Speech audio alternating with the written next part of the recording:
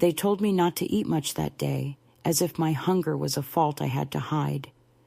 "So you'll eat less," they said, with that half smile that never quite reaches the eyes, the one that feels like a punishment disguised as care.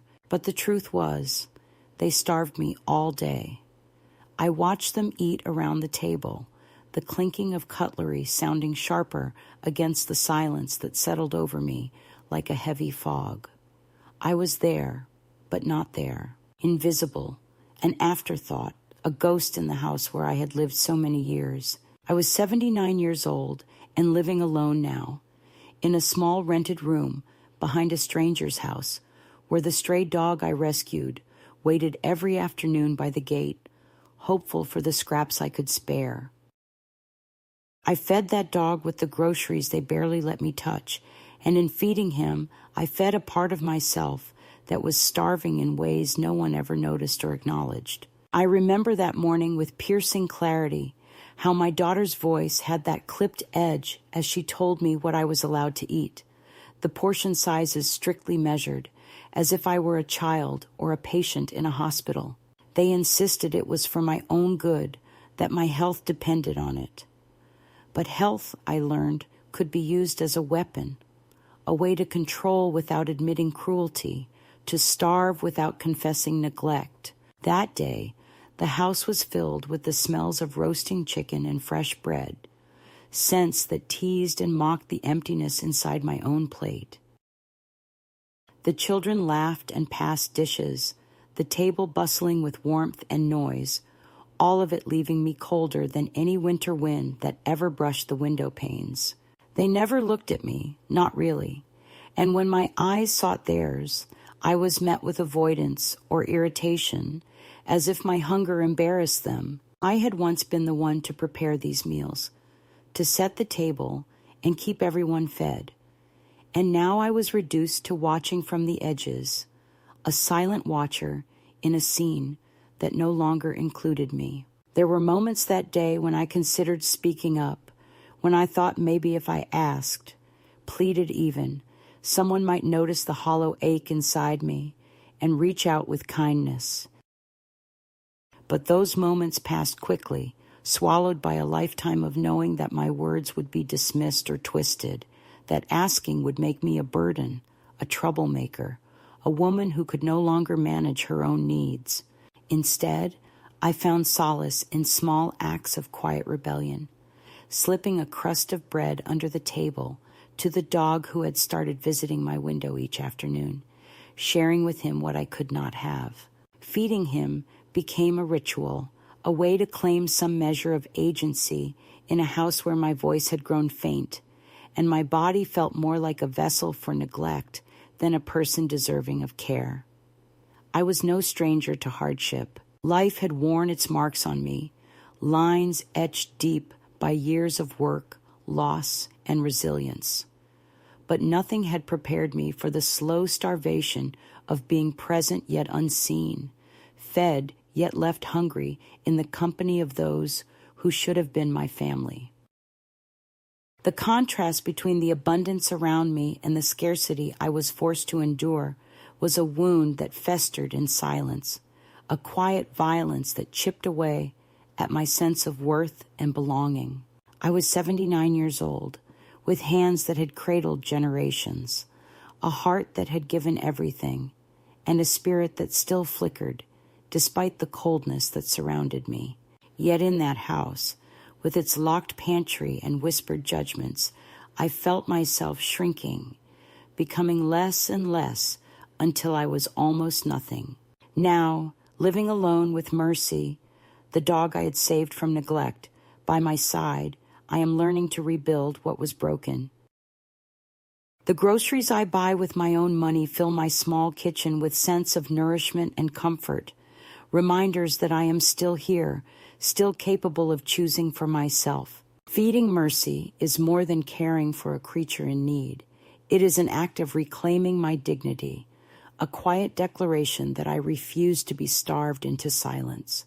My story is not unique, but it is mine, and in sharing it, I hope to give voice to the countless women who have been diminished by those closest to them, who have endured the slow erosion of love, disguised as care.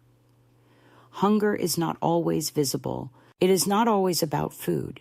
Sometimes it is the hunger for respect, for recognition, for the simple humanity that too often gets lost in the shadows of family life. As I sit here now, in this modest room that is mine alone, with Mercy curled at my feet and the evening light filtering softly through the window, I hold on to the truth that emerged from the emptiness of that day, that no one has the right to starve.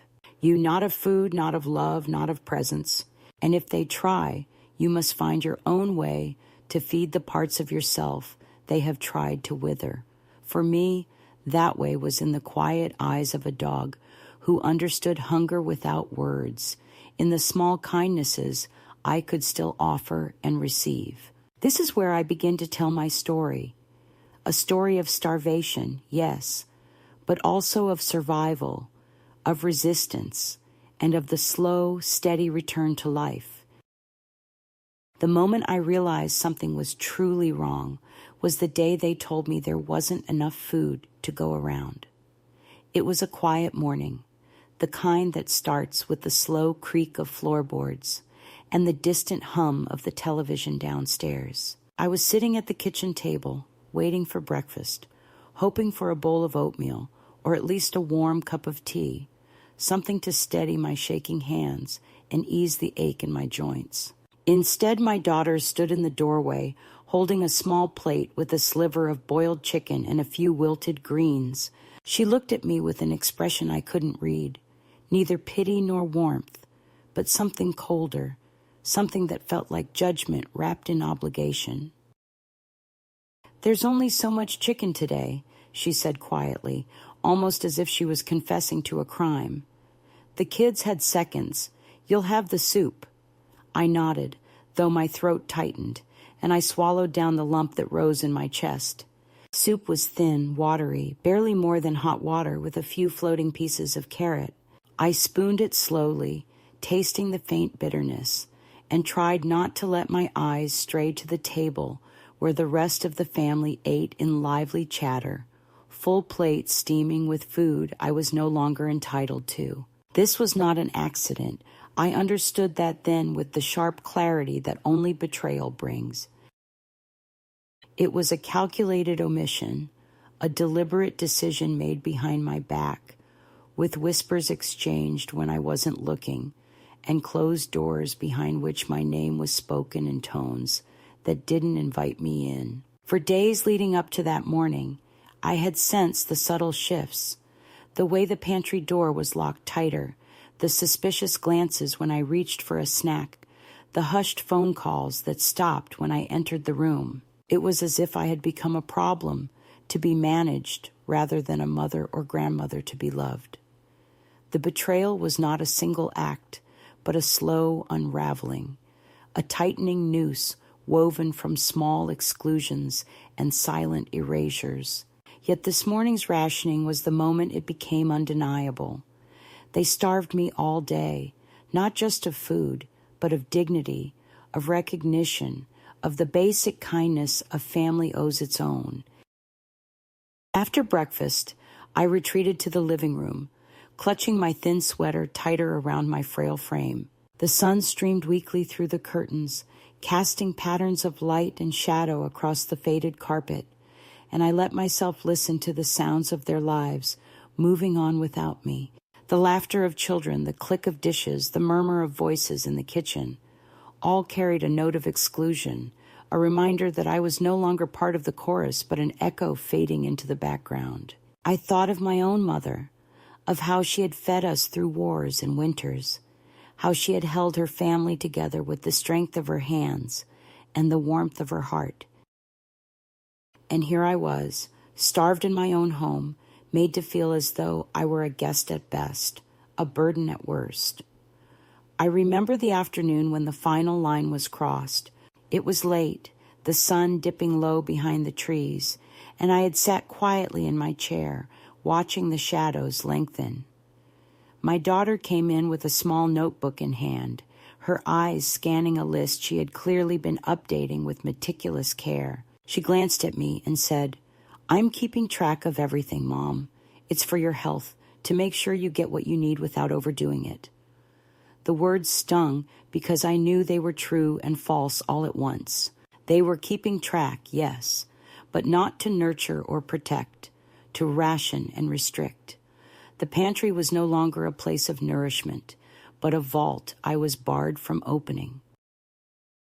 I understood then that my hunger was not for food alone, but for freedom, for respect, for the right to decide what I consumed and when. The betrayal was in the withholding, in the control wielded with a veneer of concern that barely concealed its cruelty. That night, I lay awake in the spare room they had given me, a place so stripped of warmth and memory, it felt more like a holding cell than a home. The thin blanket offered little comfort against the chill that crept into my bones. I thought about the meals I had prepared for them over the years, the countless dinners where I had fed their children before my own hunger was acknowledged. I thought about the groceries I had bought with my own money, the food I had insisted on buying organic and fresh, only to have my appetite questioned and my portions limited now that I was the one at the table. I thought about the dog I had rescued from the neighbor's neglect, the way his eyes looked at me with a quiet trust, and I wondered how long it would be before I was left to starve completely, unnoticed and unheard. The realization settled like a stone in my gut. I was being erased, my needs diminished until they were no longer visible, until I was nothing more than a shadow in the family portrait. In the days that followed, the subtle exclusions grew louder. Meals were smaller, conversations passed over my head, and the locked pantry became a symbol of my diminished place.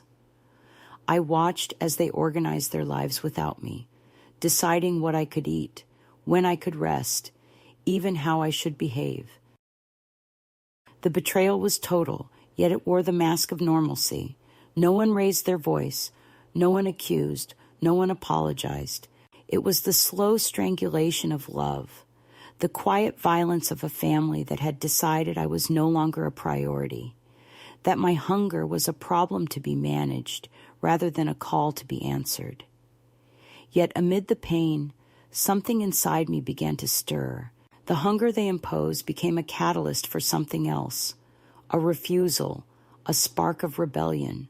If they would starve me, I would find another way to feed myself. If they denied me their table, I would build my own. If they could erase me from their lives, I would reclaim myself piece by piece, meal by meal, breath by breath. The day they rationed my food was the day I began to hunger for freedom, for agency, for a life not defined by exclusion, but by choice. And with that hunger came a quiet determination, a resolve that would carry me far beyond the walls of that house and the shadow of their neglect. I remember the look on my daughter's face when she confronted me after finding the dog food missing from the pantry, the accusation sharp and disbelieving. "You gave food to a stray while you starved in our home," she said, voice trembling with a mix of anger and hurt. I told her simply, "I have been hungry every day here.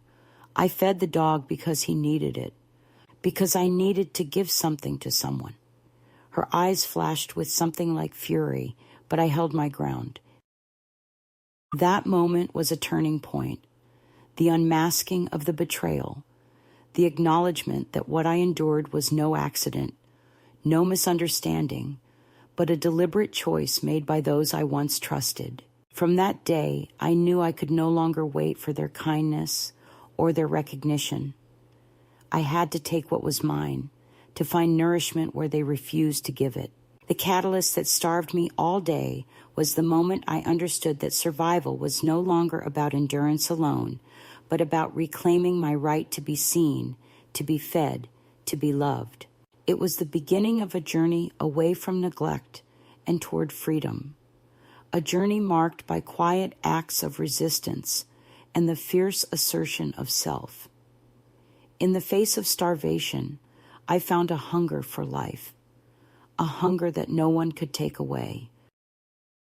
After that morning, when I was handed a bowl of thin soup instead of the warm meal I once expected, I began to notice how the quiet control around me tightened like a noose, closing in inch by inch until I was left gasping in a world that no longer recognized my presence. It wasn't a sudden plunge into cruelty, but a slow, creeping erosion of my place at the table and in their hearts. The pantry door was locked more often now, and when I asked about it, I was told it was for my own good, that they were keeping track of what I ate, watching my portions, making sure I didn't overindulge or undo the progress the doctor had so kindly prescribed. The spreadsheet my daughter kept, hidden in a notebook she carried everywhere, became the silent judge of my appetite. Every granola bar I took, every bite I dared to eat outside their schedule was noted and quietly admonished. I remember one evening, sitting in the kitchen as the shadows grew long and the house grew quiet, except for the soft ticking of the clock on the wall and the distant murmur of television voices from the living room. My granddaughter, barely 10, mimicked her mother's voice with a cruel precision I could hardly bear to hear. "Grandma doesn't need dessert," she said, her words dripping with the same tone I had come to dread. She had her time. No one corrected her. No one stopped to ask if I heard or if it hurt. I sat frozen, my hands trembling slightly as the echo of those words sank into me like a stone sinking slowly to the bottom of a well. It was a quiet cruelty, one that whispered not just to me, but to the whole household, that I was no longer deserving of the sweetness of life or the comfort of small joys. I began to shrink inside myself, withdrawing into the shadows of the house where my presence was tolerated but never welcomed.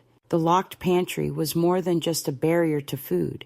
It was a symbol of the walls being built around me, of the trust being withheld as surely as the keys to that door.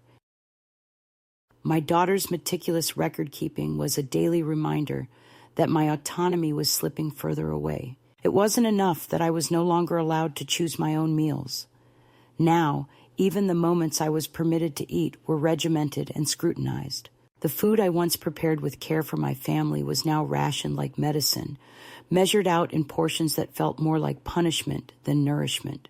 I watched as the table was set each evening with meals I had no part in creating, dishes I was only allowed to taste with a fraction of the appetite I once had. The warmth of family dinners had turned cold, the laughter and conversation veiled by an undercurrent of exclusion. One particular afternoon, I found myself alone in the kitchen, the lingering smell of boiled vegetables and stale bread filling the air. I opened the refrigerator slowly, hoping to find something familiar, something that belonged to me. But the shelves were filled with containers labeled with names I didn't recognize, portions neatly divided into plastic boxes, each marked with a date and a strict calorie count. I reached for a small container of mashed potatoes, but my hand trembled and I hesitated. It wasn't just hunger I was feeling. It was the weight of being managed, controlled, observed like a patient rather than a mother. I closed the fridge quietly, the soft click of the door sounding like a final punctuation on a sentence I didn't want to finish. The house itself began to feel like a place I no longer belonged, the walls echoing with conversations that left me out, the furniture arranged in ways that made me feel like a guest rather than family. I stopped going to the family room in the evenings, choosing instead to retreat to my small bedroom, where the silence was less painful than the hollow warmth of the main floor. The presence of my own things dwindled. The photos I had brought with me remained packed in a box, unopened, as if the memories they held were too fragile to face alongside the cold reality of my daily life. My role had shifted from caregiver and nurturer to observer and shadow, someone to be seen but not heard, someone to be managed but never embraced. The constant watchfulness became suffocating. I caught glimpses of whispered conversations as I passed by rooms, the hushed tones falling silent when I entered, the subtle exchange of glances that spoke volumes in their absence of words. My daughter's phone calls were brief and businesslike, the warmth I had known in her voice years ago replaced by a careful distance. My son-in-law avoided eye contact, his presence in the house measured and deliberate, like a man navigating a minefield of unspoken tensions. The children grew accustomed to my absence, their questions about me fading into silence as they learned that Grandma was someone who stayed in her room, ate what was given, and didn't ask for more. In those quiet moments, I found myself reaching for small comforts.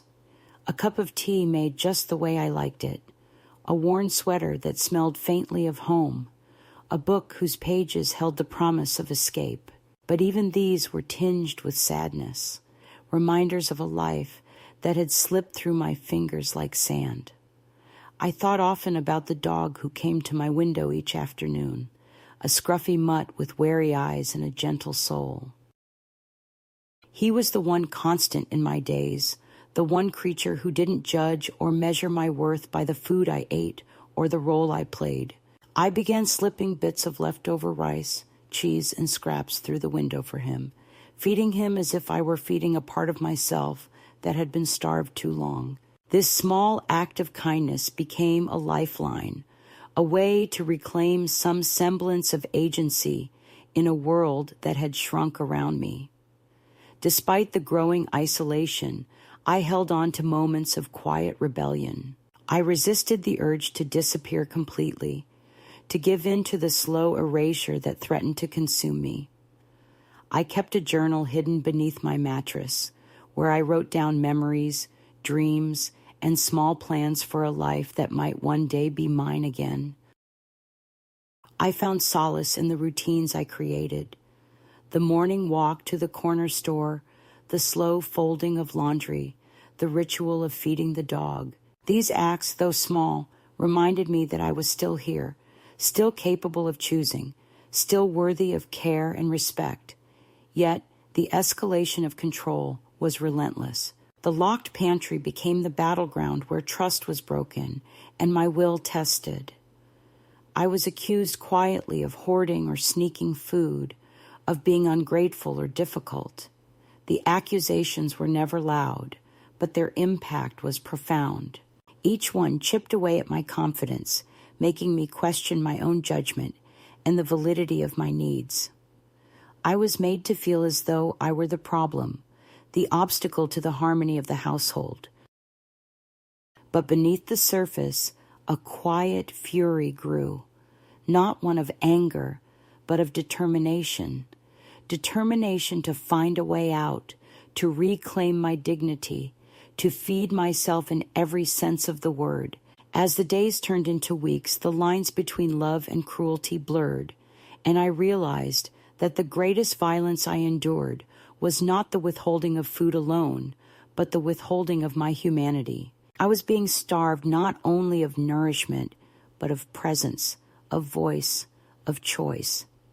The first escalation was a test of endurance, a crucible in which I learned the depths of my own strength and the limits of their compassion. And in that learning, I began to see a path forward, a path that led away from the locked pantry and the whispered accusations toward a life I would build on my own terms. There came a day when I realized waiting was no longer an option. The quiet oppression that had settled over my life was like a slow storm, pressing me down until the weight became unbearable. It was not a sudden awakening, but a gradual unfolding, a soft crack in the wall of silence I had built around myself. I found myself lingering longer in the garage where the dog food was kept, a small, locked room at the back of the house I was barely allowed to enter. The cans of stew, marked with fancy labels like "with bone marrow" or "premium organic," were meant for the purebred retriever that belonged to the neighbors, a dog pampered and adored, the center of their world. But somehow, this scruffy mutt that waited by my window had found his way to me, his eyes full of cautious trust, and in feeding him, I fed a part of myself that had been starving far longer than my body. It started as a simple act, almost accidental. I opened one of the tins quietly, careful to make no noise that might betray me, and I spooned out a portion, setting it gently into a small dish I had found in the corner of the kitchen. The dog was hesitant at first, but hunger outweighed fear, and he ate with a hunger that mirrored my own. Feeding him became my secret ritual, a small rebellion against the silence and control that had defined my days. It was more than just food. It was an act of love, of connection, of reclaiming agency in a world where I had been told to be small, to eat less, to disappear.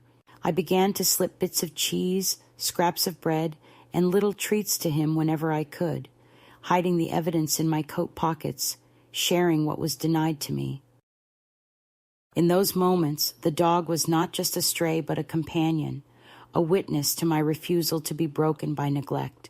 His presence reminded me that survival was not only about endurance, but about finding nourishment in unexpected places, about the power of small acts to reclaim what has been lost. Feeding him was feeding myself, a quiet affirmation that I was still here, still fighting, still deserving of care.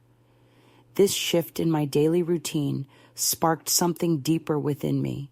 I began to imagine a life beyond the locked doors and whispered judgments, a life where I could choose what and when to eat, where I could be seen and heard without apology. The act of feeding the dog was a small step, but it was the first step toward reclaiming my independence.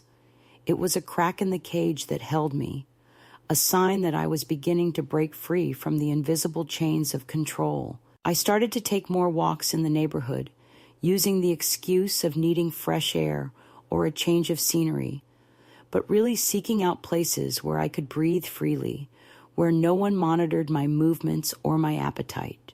Each step was a quiet defiance, a way to remind myself that the world was larger than the confines of that house, larger than the hunger I had endured.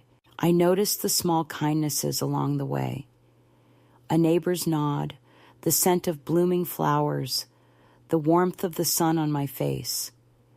These simple moments became anchors, grounding me in a reality that was mine to shape. At night, I found myself writing in a small journal I had purchased with the last of my savings, pouring out the feelings that had no place in conversation. I wrote about the hunger, the loneliness, the quiet betrayals, but also about hope, about dreams of a life where I could feed not just my body, but my spirit. The act of writing was a form of healing, a way to reclaim my voice when the world had tried to silence me. It was in these pages that I began to plan, not with grand gestures, but with small, manageable steps, finding a room to rent, looking for work, imagining a space where I could be fully myself again. One evening, when the house was silent except for the ticking clock, I found myself standing before the locked pantry, my fingers tracing the cold metal of the latch. For so long it had been a barrier, a symbol of what was withheld from me, both literally and figuratively. But now it was a challenge, a puzzle to be solved. I realized that the lock was not just on the door, but on my own will, and that to open it, I had to first unlock the belief that I was worthy of nourishment and freedom. I began quietly gathering what I could, coins saved from small allowances, a card I had kept hidden, a number for a local room to rent I had seen on a bulletin board. I made calls in the quiet hours when no one was listening, asking questions, making appointments, planting the seeds of a new life. Each step required courage. Each decision was a reclaiming of agency that had been denied for too long. The process was slow, sometimes discouraging, but it was mine. Feeding the dog had been my first act of defiance, but it was also a beacon guiding me forward. It reminded me that even in the darkest moments, there is a way to nurture life, even if it begins with a stray. I began to understand that survival is not simply about enduring what is done to you, but about finding ways to respond, to resist, to build anew. This was the shift, from victim to actor, from silence to voice, from starvation to nourishment. The quiet strength I found in these small acts began to ripple outward. I started to see possibilities where before there had been only walls. I imagined a place where I could cook my own meals, fill my days with work that mattered, and rest without fear of judgment. The road ahead was uncertain, but for the first time in a long time, it felt open. I was beginning to walk toward a life that was not defined by what had been taken from me, but by what I was choosing to reclaim. In the reflection of the window one evening, I saw not just an old woman, but a woman awakening, a woman who had survived hunger of many kinds and was ready to feed herself again. The path was still long, but the first steps had been taken, and with each one, the lock on the pantry seemed less like a barrier and more like a challenge waiting to be overcome. The days after my small acts of defiance began to ripple outward were marked not by relief, but by confrontation, by the heavy return of the past, bearing down on me like an unrelenting tide. It was as if my decision to reclaim some part of myself was a provocation, a threat that could not be ignored or forgiven so easily. The calm I had begun to build around feeding the dog, stepping outside the boundaries set for me, was shattered by the sudden, sharp intrusion of their anger and control. They found out. Or perhaps they never really needed to find out. Perhaps they were always watching, waiting for the moment I dared to step beyond the silence they had imposed. I was caught one evening as the sun dipped low and the house grew quiet in the twilight. I had slipped into the garage once again, that locked sanctuary where the dog food was kept, and quietly spooned out a portion of the stew I had come to cherish. The one with the bone marrow, the kind they bought for their precious retriever. I set it down gently on a small dish, hoping the dog would come quickly, that no one would notice. But this time, a shadow fell across the doorway. A camera, hidden and watching, had caught me in the act. It was an invasion, a betrayal of trust I had not even dared to offer. They watched me through that lens, not with empathy, but with suspicion, with a readiness to condemn. Later at the dinner table, the footage was played back, not in private, but as a spectacle, a trial where I was the accused and they the jury. My daughter's voice was sharp, trembling with a mixture of anger and disbelief as she confronted me. "You lied to us," she said, eyes narrowing. "You gave food to a mutt while we were budgeting to keep you healthy. Do you have any idea what that means?" I met her gaze steadily, my own voice quiet but firm. "I've been hungry every day in this house," I said simply, the words hanging heavy in the air. "I fed the dog because he needed it, because I needed to give something to someone." The silence that followed was colder than any rebuke. No one looked at me. No one spoke. It was as if I had been stripped not only of my dignity, but of the right to be heard. That confrontation marked a turning point, not in their attitudes, which hardened, but in my own resolve. The second escalation was not just a resurgence of control, but a full-throated attempt to push me back into the shadows, to silence the small light I had begun to kindle within myself. They brought up every small fault, every perceived transgression, twisting my need for food and connection into evidence of deceit and ingratitude. The locked pantry became a fortress, guarded not just by keys, but by accusation and shame. I was made to feel a criminal for the simplest acts of survival, for the instinct to nurture that had refused to be extinguished. Amid this, I received a letter. It was unexpected, coming in the middle of the storm, and it was from my youngest grandson, Kieran, the one who had never stopped visiting, who had always seen me as more than a shadow or a problem to be managed. His handwriting was familiar, full of nervous loops and careful spacing, the same way his mother had written when she was his age. In his letter, he asked gently, "Grandma, where are you? We miss you. Please tell me you're okay." There was no accusation in his words, no demand for explanation, only the quiet yearning of a child who still hoped for connection. I read the letter twice, tracing the lines with trembling fingers, and for a moment I felt the warmth of being remembered, being wanted. But even as that warmth touched me, the past surged forward in other forms. My daughter Lisa showed up one day at the cafe where I had begun working, her presence a mixture of confrontation and fragile apology. She was dressed in a tailored coat, her expression unreadable, and when she spoke, her voice was low and guarded. "We thought you were behind us at the airport," she said, referring to the day they had left me waiting in the lounge. "We panicked. The kids were cranky. We didn't mean to hurt you." I listened, the words washing over me like cold water.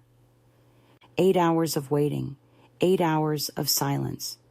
She didn't mention the hours, the waiting, the knowing they had left me behind intentionally. She only offered the excuse of panic and tired children, as if that could undo the sting of abandonment. I nodded slowly, not out of forgiveness, but to acknowledge the moment without surrendering my truth. "I didn't leave," I said simply. "You did." She pulled from her purse an envelope, one she said was for my grandson, Kieran. "He was struggling," she said, "and they wanted to help." I took the envelope, not because I wanted what was inside, but because refusing it outright would have been another kind of surrender. "He doesn't need a go-between," I told her. "He knows how to call." The conversation ended there, a fragile truce that held only as long as it had to. Her eyes were tired, her defenses slipping for a moment, and she whispered, "I wasn't trying to replace you. I just didn't want your shadow in every room." That was perhaps the closest thing to honesty I had heard from her in years. The escalation did not stop there. The local paper ran an article about my disappearance, a front-page story that painted me as a vulnerable woman who had vanished without a trace, leaving a worried family behind. Quotes from my son and daughter-in-law were full of concern and fear, but beneath their words, I heard the faint echo of possession, the need to control the narrative, to frame me as a victim rather than an agent of my own life. The article was a reminder that the past was not only present, but persistent, that the family who had tried to erase me now sought to claim me in their image as a fragile, lost woman in need of rescue. Legal pressure soon followed. A lawyer arrived at the cafe, representing Adam and Lisa, with carefully worded requests about my well-being and assets. They wanted to ensure I was in a safe environment to discuss next steps, euphemisms for taking back control, for reeling, me in under their terms. I looked at the man, calm and steady, and told him plainly, "Tell Adam and Lisa I'm not a pet. They forgot to pick me up, and there are no next steps unless I take them." His eyes flickered, caught off guard by my resolve. I walked past him and out the door, leaving behind the shadow of the family I had known and the control they still tried to wield. Arthur, the man who had become my friend at the cafe, was waiting outside. He didn't ask about the lawyer or the family's attempts to reclaim me. He simply asked, "You okay?" And I answered with the truth I was just beginning to own. Yes, because I'm not going to let anyone convince me I'm not. In that moment, surrounded by the familiar noise of the city and the quiet presence of a friend, I felt a strength I hadn't known I still possessed. The second escalation was a reckoning, a collision between the life I was choosing and the life they tried to force upon me. It was painful and exhausting, filled with moments of doubt and fear, but it was also the crucible in which my new self was forged. I learned that standing firm meant saying no to the past, to the control, to the silencing. It meant accepting the loneliness that came with breaking free and embracing the uncertain freedom that lay ahead. Amid the turmoil, the small gestures of connection with Kieran remained my anchor. His calls were cautious but genuine, a bridge between the family I was leaving behind and the life I was building. When he visited, we talked of simple things: birds, books, the weather, conversations stripped of blame and expectation. He never asked me to return, and I never asked him to stay. We understood that our bond was fragile but precious, a thread of love that survived despite everything. The second escalation was not just a battle with family, but a fight for my very identity. It was the moment when I chose myself over their narratives, when I declared that I would not be diminished or controlled any longer. It was the painful but necessary storm before the calm, the breaking of old ties to make way for new growth. And in the midst of it all, I held on to the quiet hope that one day I would find peace. Not in their acceptance, but in my own reclaiming of life and love on my own terms. The moment came quietly, without fanfare or dramatic announcement, but it carried the weight of a lifetime pressed into a single act.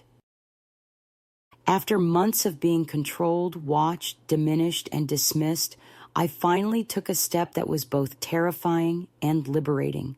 I sent a letter, not to my family, not to those who had tried to own my life and dictate my every move, but to the lawyer who had come with demands dressed as concern. The letter was brief, measured, and firm. It was a declaration that I was no longer theirs to control, a boundary drawn in ink that could not be erased or ignored. I wrote that I was of sound mind, living in a safe environment, and not under duress. I informed them that I had retained local legal counsel, and that any further attempts to contact me under the guise of concern would be considered harassment. I signed it with a steady hand and mailed it the next morning, feeling the finality of that act settle into my bones. That letter was not just paper and ink. It was a reclaiming of my voice, my autonomy, and my dignity.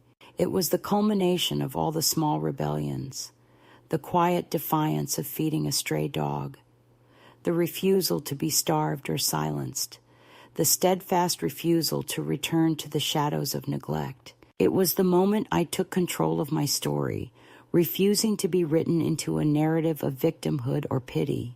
Sending that letter was a way of saying, I am here, whole and unbroken, and I will no longer be a part of your script. It was the sharp, clean cut of a tether severed, the final boundary that marked the end of one chapter and the beginning of another. The days after I sent the letter were filled with a strange mix of silence and anticipation. The calls and messages that had flooded my phone slowed to a trickle and then stopped altogether. The legal threats and veiled concerns fell away like dead leaves in autumn, leaving a quiet that was not empty, but full of possibility. I began to feel a lightness I had not known in years, a lifting of the weight that had pressed on my chest and dimmed my spirit. I was still cautious, still aware that the past could reach out again, but for the first time in a long time, I felt a sense of peace, a fragile but real peace that came from standing firm and choosing myself. The letter was not the only act of reclamation that marked this climax. I also sent a brief note to Lisa, my daughter-in-law, a woman who had played a central role in the denial of my dignity and the control of my life. The note was short but clear. I told her that I knew what she had done and what she had left unsaid. I said I was not angry, but that I was not coming back. I wished her well and told her to take care of her own life now, because I was finally starting mine. Sending that note was an act of closure, a way to release the anger and disappointment that had built up over years, and to step into a future where I was no longer bound by their expectations or judgments.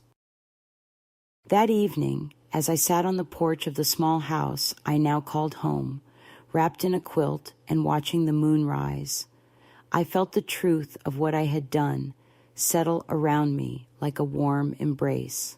The night was calm, the air cool and soft, and the world seemed to hold its breath with me. I was not the woman they had tried to make me, invisible, silent, compliant. I was someone new, someone who had endured hunger in many forms and had chosen to feed herself instead. The act of writing those letters, of sending them out into the world, was not just about ending old ties, but about affirming a new identity, one grounded in self-respect, resilience, and hope. In the days that followed, I began to see the tangible fruits of that choice. Heather, the young woman who ran the cafe where I worked, offered me extra shifts without asking, recognizing the steady presence I had become. Arthur, my quiet friend, who had stood by me through so much, came in one day looking tired but steady, and we shared a moment of understanding without the need for many words. "You look lighter," he said simply.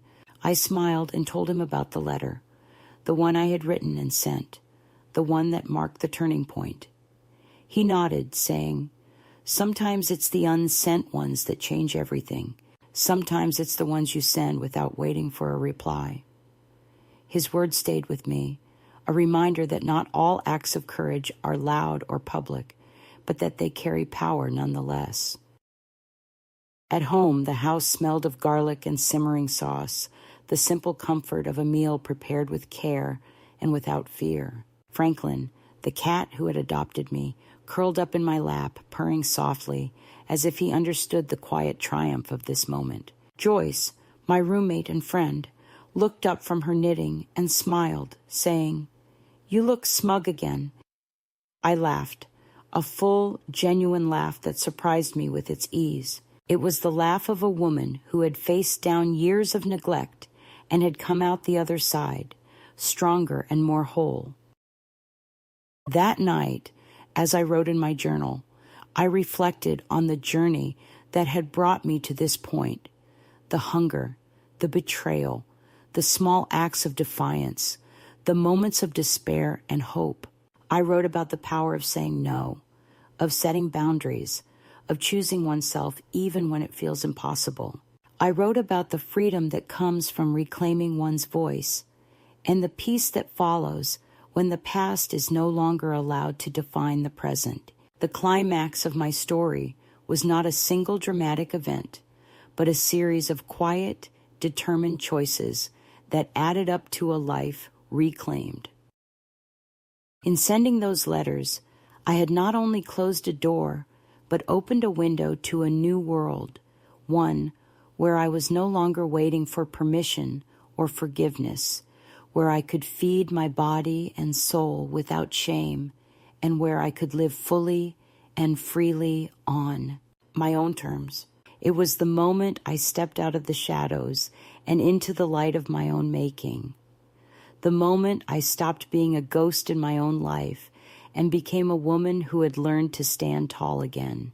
The days after the letters were sent settled into a new rhythm, quiet but alive with possibility. I found myself waking not to the weight of expectation or the sting of exclusion, but to a calmness that was unfamiliar and yet deeply needed. Living alone in that small rented room, with Mercy curled at my feet and the soft morning light filtering through the curtains, I began to feel the edges of my life soften in a way that was not surrender, but acceptance. Acceptance of myself, my history, and the life I was determined to build. There was no grand revelation or triumphant declaration, only the steady unfolding of a life reclaimed piece by piece. One of the most profound moments came in a letter from Kieran, my grandson, who had never stopped reaching out. His words were simple but full of meaning, a bridge across the years and wounds that still lingered. He told me he was coming to visit, that he wanted to see me without the shadows of the past looming between us. When he arrived, we met quietly, not needing to fill the silence with explanations or apologies.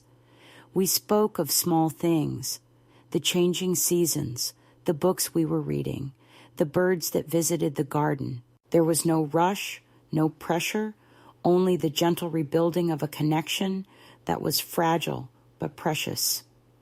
In his eyes, I saw a reflection of the woman I had been and the woman I was becoming, and it was enough.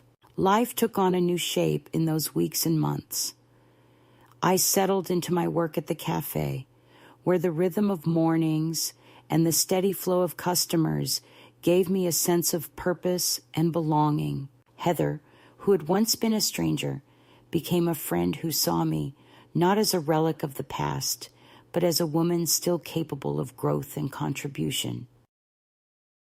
Arthur, with his quiet presence and shared understanding, became a companion in this new chapter, not a rescue, but a partnership grounded in mutual respect and kindness. These relationships were not the grand gestures of stories told in books, but the small, steady currents that carried me forward. I found joy in simple pleasures: a warm cup of tea in the morning, the feel of my hands working dough as I baked a cake, the softness of a wool coat that I had chosen for myself, a symbol of the dignity I was reclaiming. The world was no longer a place of hunger and exclusion, but one where I could feed not only my body but my spirit. I began to bake lemon squares for the community potluck, an event I had never imagined myself attending. And in sharing those sweets, I shared a piece of my story, my survival, and my hope. The past, with all its pain and betrayal, did not disappear. It lingered like a shadow at the edge of the day, a reminder of what had been endured and overcome, but it no longer defined me. I learned that healing is not about forgetting or erasing, but about embracing the whole of one's life with compassion and courage. I kept the letters I had written, not as weapons or shields, but as milestones marking the journey from silence to voice, from hunger to nourishment, from invisibility to presence. One evening, as I sat on the porch wrapped in a quilt, watching the moon rise over the quiet neighborhood, I wrote a letter to myself. It was a letter of affirmation and love, a reminder of the strength I had found and the journey I had taken. I told myself that I had waited too long for someone to save me, that I had forgotten I was always the one holding the key. I reminded myself that I had not lost them. It was they who had let go, and now I was finally letting go in return. I taped the letter to the inside of my dresser drawer, a secret reminder to carry with me whenever doubt crept in. The life I built was not grand or dramatic, but it was real and whole. It was a life of quiet moments and steady steps, of small victories and deep resilience. I learned that freedom is not always loud or public, but often found in the soft spaces where one dares to be oneself. I learned that love and respect begin with oneself, and that choosing to nourish one's own spirit is the first act of true rebellion. If my story finds you in a moment of silence or struggle, know this: you do not have to wait for permission or a perfect sign to choose yourself. You are not alone in feeling unseen or unheard, but you have the power to be your own sign, your own noise in the silence, your own step away from the places that diminish you. When you find your way back to yourself, come back and tell me. I will be here, listening, waiting, and believing in the strength that lives inside every woman who has been told she must be small.